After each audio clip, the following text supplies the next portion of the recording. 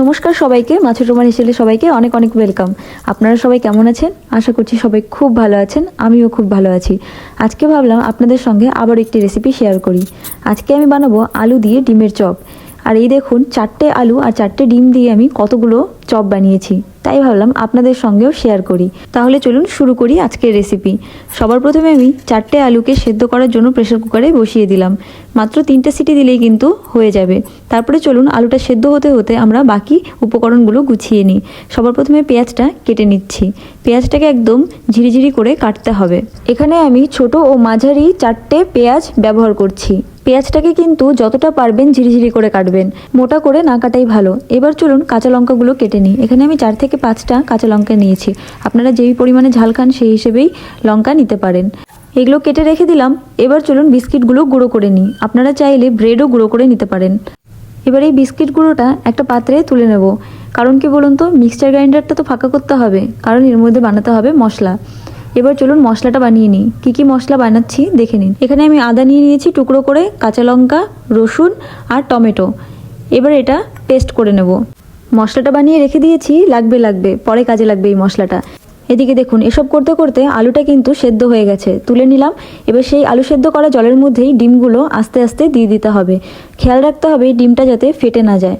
চলুন ডিমটা সেদ্ধ হতে থাকুক, ততক্ষণে আমরা আলুটা স্ম্যাশ করে নিই। একটা গ্লাসের সাহায্যে গরম গরম আলু আমি স্ম্যাশ করে নিচ্ছি। আলুটা মেখে সাইডে রেখে দিলাম।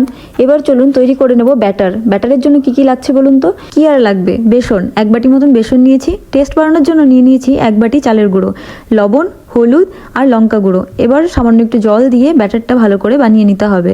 খেয়াল রাখতে হবে ব্যাটারটা যাতে পাতলা না হয়ে যায়। বেশি পাতলা হলে কিন্তু চপগুলো ভালো হবে না। তাহলে দেখুন মিশ্রণটা ভালো করে মিশিয়ে নিয়েছি। এবার ওই যে সেই ভুলে যাওয়া মশলাটা, দেখুন মশলাটার ব্যাপারে কিন্তু ভুলিনি। এই মশলাটা এবার একটু শুকিয়ে নিতে হবে। যেহেতু এই মশলাটা একদমই কাঁচা, সেই জন্য একটু শুকিয়ে নিচ্ছি, না হলে চপ থেকে কাঁচা কাঁচা স্মেল করতে পারে।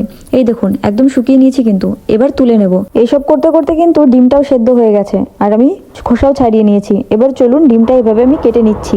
আপনারা চাইলে আরও ছোট ছোট করে কাটতে পারেন, আমি পারলাম না তাই আমি এইভাবেই কেটে রাখলাম। এবার এই মেখে রাখা আলুর মধ্যে পেঁয়াজ কুচি আর এই ডিমটা দিয়ে ভালোভাবে মেখে নিতে হবে। আর হ্যাঁ, আরও কিন্তু উপকরণ আছে, সেগুলোও দিয়ে দিতে হবে। চলুন কী কী দিতে হবে দেখে নিই।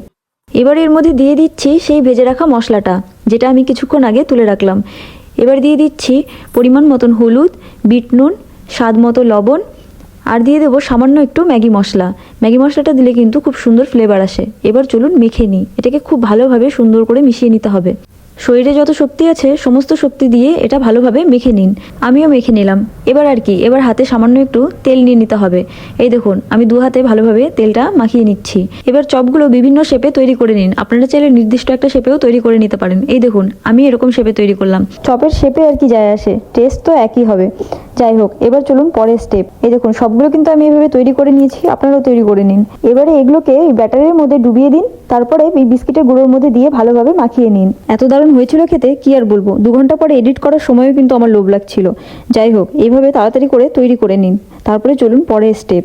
ভেবেছিলাম চামচ দিয়ে হয়ে যাবে, কিন্তু হলো না, হাত দিতেই হলো। এই ঠান্ডার মধ্যে কার ভালো লাগে বলুন তো বারবার হাত ধুতে? বাড়িতে গেস্ট আসলে একদম কিন্তু এই রেসিপিটা বানিয়ে খাওয়াবেন না, তাহলে আর যেতেই চাইবে না। আপনাদেরকে কুমন্ত্র দিতে দিতে সবগুলো কিন্তু আমি রেডি করে নিয়েছি। আর এদিকে দেখুন তেলটাও গরম করতে বসিয়ে দিয়েছি। এবার এই গরম করা তেলের মধ্যে আমি একটা একটা করে এই চপগুলো ছেড়ে দিচ্ছি। আর হ্যাঁ, খেয়াল রাখবেন যে তেলটা যাতে ভালোভাবে গরম হয়ে যায়, নাহলে কিন্তু চপগুলো ভেঙে যাবে। এবার আর কি লাল লাল করে ভেজে তুলুন। দাঁড়ান, আরেকটা কথা বলে দিই, খুব আলতো হাতে নাড়বেন কিন্তু, নাহলে ভেঙে যেতে পারে। আর ভেঙে গেলে যা দুঃখ পাবেন, সেই কষ্ট ব্রেকআপের কষ্টকেও হার মানাবে। এই দেখুন রেডি হয়ে গেছে আমাদের চপ। এবার চলুন নামিয়ে নিই। এবার আর কি টমেটো কেচাপ দিয়ে খেয়ে দেখুন কেমন লাগে খেতে। আর হ্যাঁ, আমাকে কিন্তু একটা ধন্যবাদ জানাতেই হবে। কেন বলুন তো? আপনাদেরকে এত সুন্দর কুমন্ত্র দিলাম তাই জন্য। রেসিপিটা কেমন লাগলো অবশ্যই আমাকে কমেন্ট করে জানাবেন। যদি ভালো লেগে থাকে লাইক, কমেন্ট, শেয়ার আর সাবস্ক্রাইব করে দেবেন। পাশে থাকার জন্য অনেক অনেক ধন্যবাদ। আর মা ছোটমার হিসেবেকে আপনারা এতটা ভালোবাসা দিয়েছেন তার জন্য আরও অনেক ধন্যবাদ। আজকে এই পর্যন্ত, দেখা হচ্ছে পরের ভিডিওতে।